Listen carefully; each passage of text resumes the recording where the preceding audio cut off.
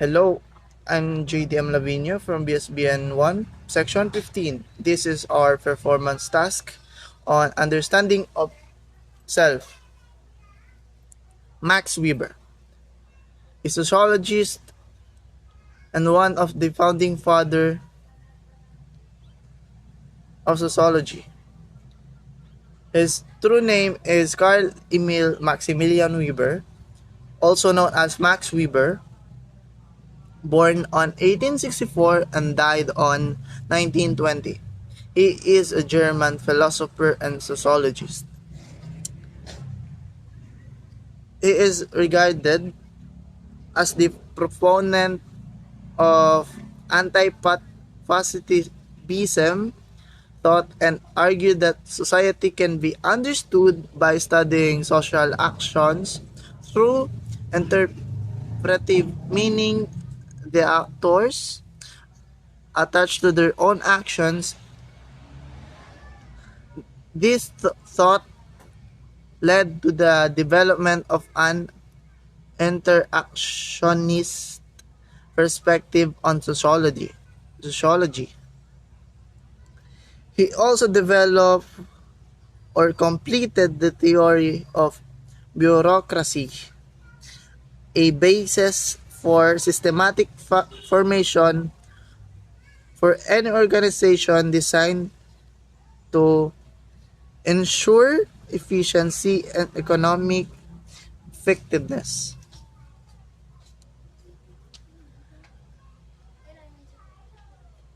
Max Weber's major works or books.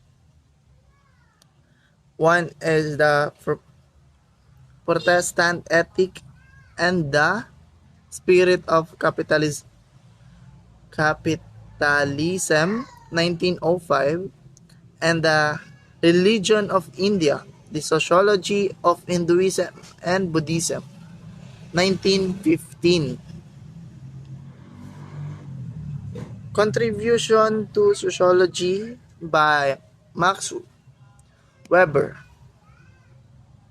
Max Weber, one of the founding thinkers of sociology, died at a young age, 56. He died on his 56 years old. His life is short, but his influence is giving us this long and thrive even today. And his main contribution on sociology is connection between culture and economy. It involves or it is in his book, The Protestant Ethic and the Spirit of Capitalism, 1905. It examined the impact of Protestantism on Western thinking and culture.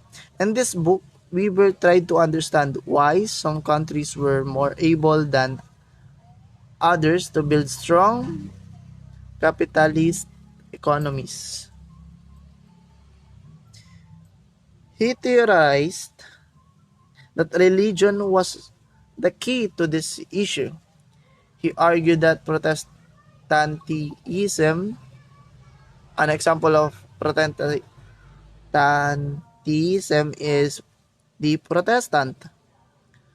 The Protestant work ethic and believe in living life frugally. Frugally is the meaning of frugally is saving but not spending much unnecessarily.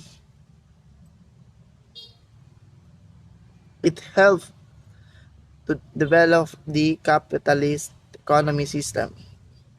So the Western world, which means that it is the Protestant religious values that boost capitalism. But in Eastern religions, Weber saw bias to capitalism. An example barrier is Hinduism stresses attained higher level of spirituality by escaping from the trap of mundane, materialistic world. Such a perspective constrains people from making money or capital accumulation. And from his example of that, people in India is suffering from poverty because they are too much religious. That's what I think. And they use their religion to escape the reality. And they love materialistic things. Iron Cage. What does Max Weber meant by the iron cage of bureaucracy and why it is still relevant today? It is this is a long sentences, but I have a simplification on iron cage and rationalization. This is the iron cage. An iron cage is a situation in which an individual is trapped by social institutions,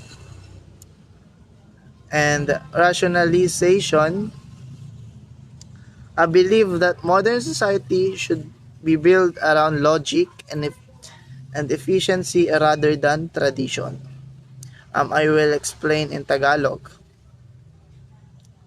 Ang iron cage daw ay isang sitwasyon na isang tao ay nakukulong sa isang society or community na masyadong sa belief, doon sila nagbabase kung ano gagawin nila, kung anong pupuntahan nila, kung anong future nila. Ang rationalization naman ay ito ay paniniwala na dapat i-modernize na ang isang country or isang organization base sa logic at efficiency, pagtutuloy-tuloy, pagpapataas o pagpapamodernize nga, pag-upgrade kesa sa tradisyon na walang progress, walang kinakahantungan. And that's all for me. Thank you. Theory of social action. The social action theory was founded by Max Weber. According to this theory, an action is social if the acting individual takes the account of the behavior of others and is thereby oriented in its course. Max Weber defined sociology as a science of social action. Weber had the idea that society could only be studied by looking at the meaning its members assign to social action in their interaction within the specific socio-historical context. Note that it is Weber's theory of social action that focuses on the subjective meaning that human actors attach to their action, which gave rise to the interactionist perspective in sociology. 3 types of authority by Max Weber. The first one is charismatic authority. Ang charismatic authority ay nagmula sa personal na karisma, lakas at kagandahan ng pagkatao ng isang individual. Nabanggit ni Weber na ang mga tao ay hindi sumusunod sa pamumuno ng charismatic batay sa kabutihan, tradisyon o batas. Sinusunod ng mga tao ang otoridad na ito dahil naniniwala sila sa pinuno. Sa ganitong uri ng otoridad, ang tunay na kaalaman at kakayahan ng isang charismatic leader ay hindi kinakailangang may kaugnayan.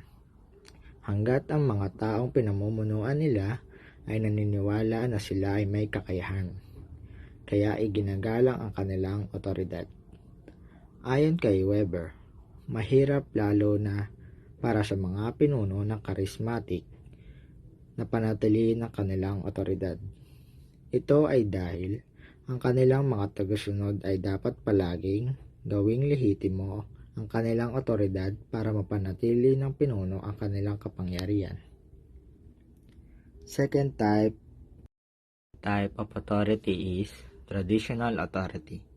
Ang pagiging lehitimo ng tradisyonal otoridad ay nagmula sa mga tradisyon at kaugalian.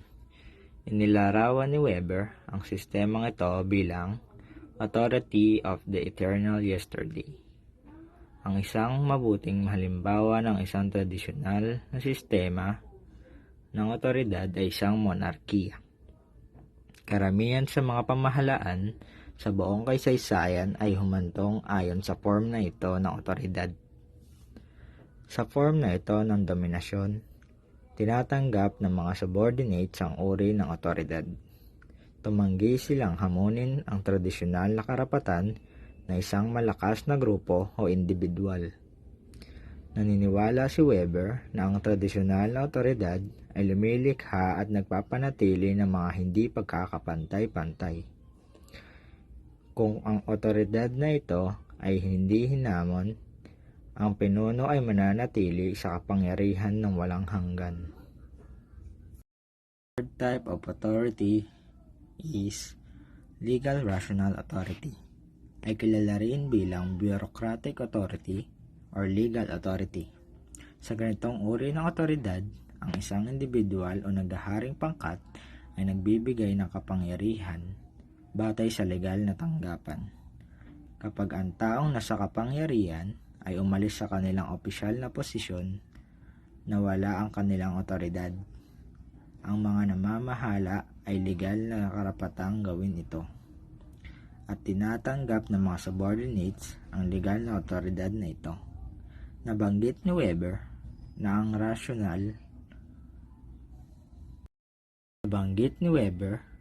rationally created rules ay bumubuo ng pundasyon ng ganitong uri ng otoridad. Ang isa sa mabuting halimbawa nito ay ang mga modernong demokrasya at demokratikong pamumuno. And it is important to note that rational legal authority can be challenged by its subordinates, but this challenge is not likely to result in rapid structural changes. The theory of stratification, popularly known as Weberian stratification, was developed by German sociologist Max Weber. According to him, people in society are stratified into social classes based on 3 dimensions as follows. Number 1. Class. A person's economic position in society based on birth and individual achievement. Number 2. Status.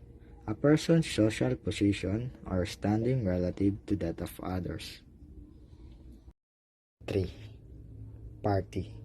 Is a group of people that can be differentiated on the basis of their affiliation with other engaged member in the political domain.